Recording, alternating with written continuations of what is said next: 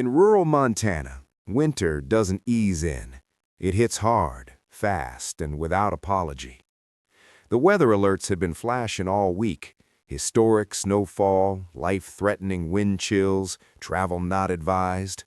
Around here, that usually just meant stocking up on gas and coffee. People in Montana don't scare easy. I left Bozeman just before sunset. The sky already looked drained of color, flat and heavy like a lid about to slam shut.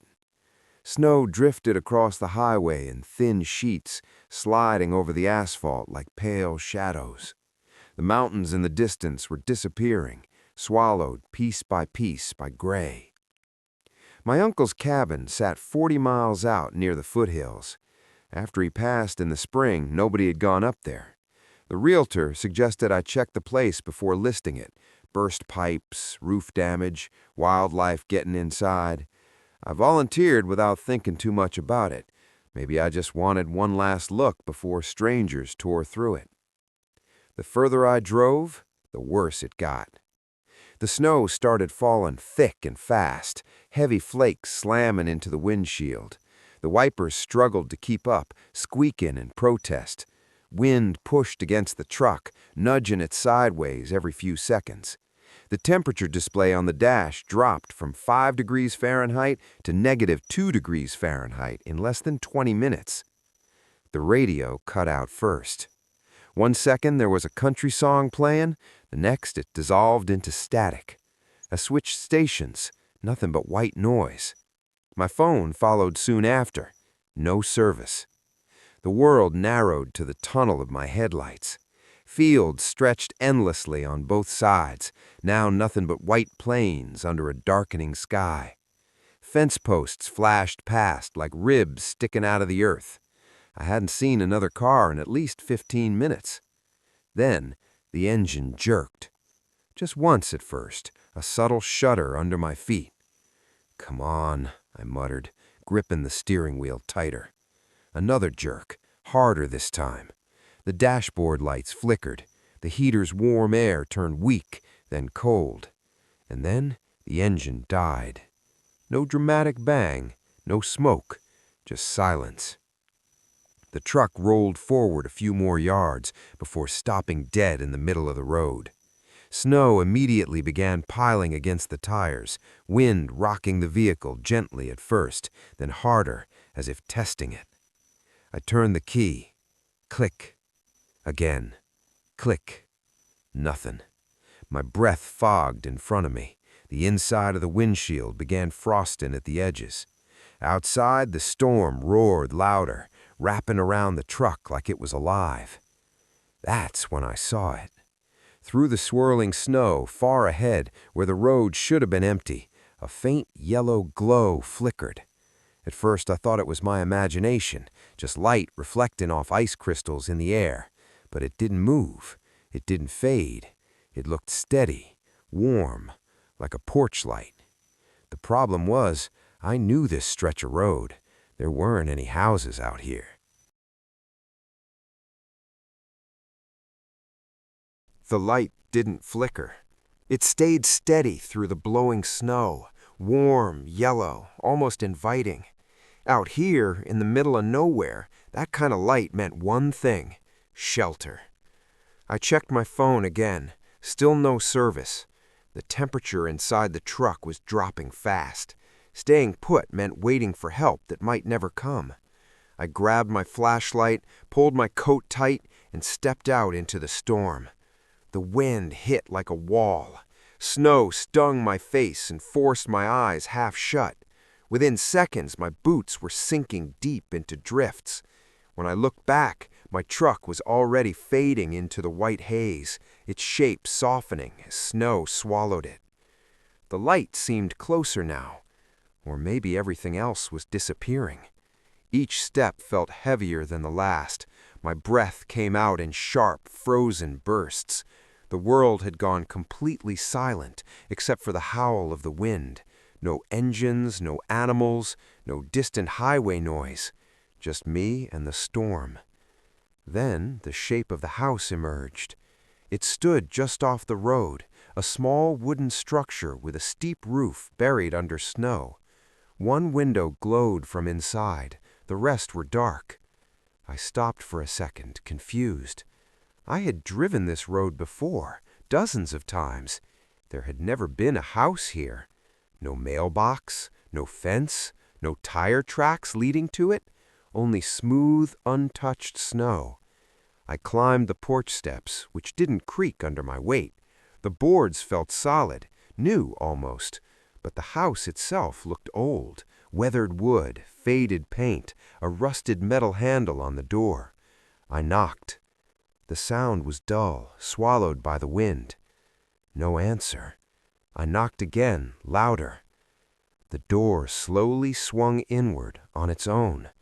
Warm air brushed against my face.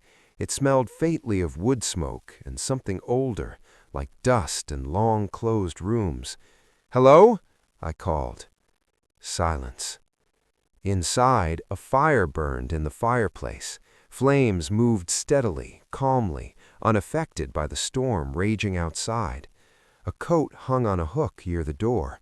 Beneath it sat a pair of boots dusted with melting snow. Someone was here, I muttered to myself. They must not have heard me. I stepped inside. The door shut behind me with a firm click. Too firm. I turned quickly, but the handle wouldn't budge. It felt locked, though I hadn't heard it lock. My chest tightened. "Hey, I called out louder. My truck broke down. I just need to use a phone." A sound answered me, a slow creak from upstairs. I looked toward the staircase at the far end of the room. The upper hallway was dark, the shadows thick and unmoving. Another creak, a footstep. Not rushed, not startled, measured, like someone who already knew I was here. My eyes drifted to the walls.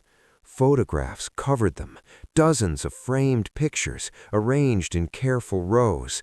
All of them showed the same stretch of snowy road outside. Different storms, different years, different vehicles stranded in the snow. Some photos showed drivers standing beside their cars. Others showed only abandoned vehicles, half buried. I stepped closer. One of the frames looked newer than the rest. My stomach dropped. The picture showed my truck, sitting in the storm, headlights on. The image had been taken from above, as if someone had been standing in the snow, watching me. Behind me, the staircase creaked again. Closer this time. The staircase groaned again, slow, heavy, deliberate. I didn't turn around right away. My eyes were locked on the photograph of my truck. Snow blurred the edges of the image, but there was no mistaking it. The dent on the rear bumper, the cracked left tail light. It was mine, and the angle was wrong. The picture had been taken from behind the truck, from the middle of the road, from where something would have been standing. Another step creaked above me. Closer. I forced myself to turn. The staircase was empty. The upper hallway was dark, stretching back into shadow. But something felt different now.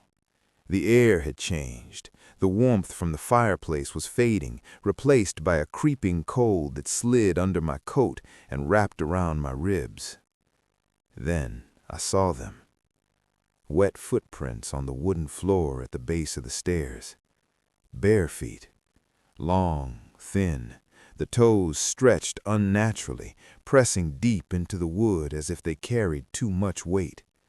They led down from the stairs and stopped just a few feet from where I stood. My mouth went dry. I don't want any trouble," I said, my voice barely steady.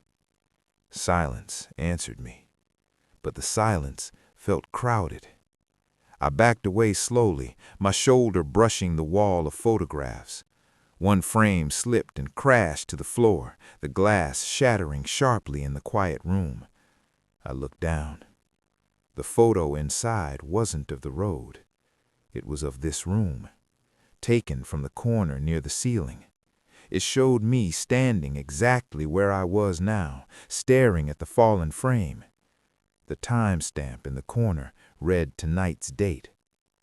A sudden blast of wind rattled the windows. The fire in the fireplace flickered violently, then shrank, the flames thinning to weak blue tongues before going out entirely. Darkness swallowed the room. Only the faint storm light filtered through the windows now. And in that dim reflection, in the glass of the shattered frame, I saw it, standing behind me. Tall, too tall for the ceiling, its head bent at an unnatural angle, its arms hung low, fingers nearly brushing the floor. Its skin looked pale and tight, like frost stretched over bone. I spun around.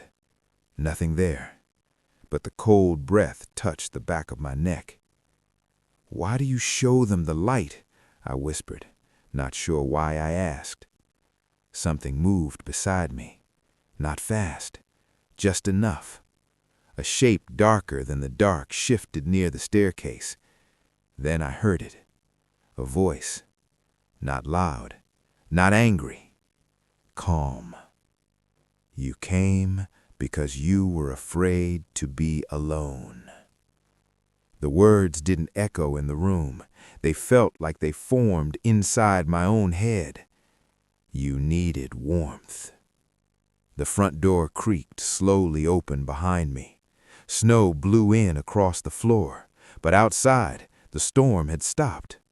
Through the doorway, I saw the road again, clear, empty. My truck was gone. So was the snow that had buried it. Just smooth ground stretching under a pale sky. I stumbled toward the exit, desperate for open air. As I crossed the threshold, the cold hit me hard, sharper than before, deeper. When I turned back to look at the house, there was nothing there. No porch, no door, no tracks in the snow. Just an endless white field in the middle of Montana. I looked down. Footprints marked the snow at my feet. Mine. They led away from the road, toward the exact place where the house had stood, and stopped there. In the distance, through the thin veil of falling snow, a warm yellow light flickered once more, waiting.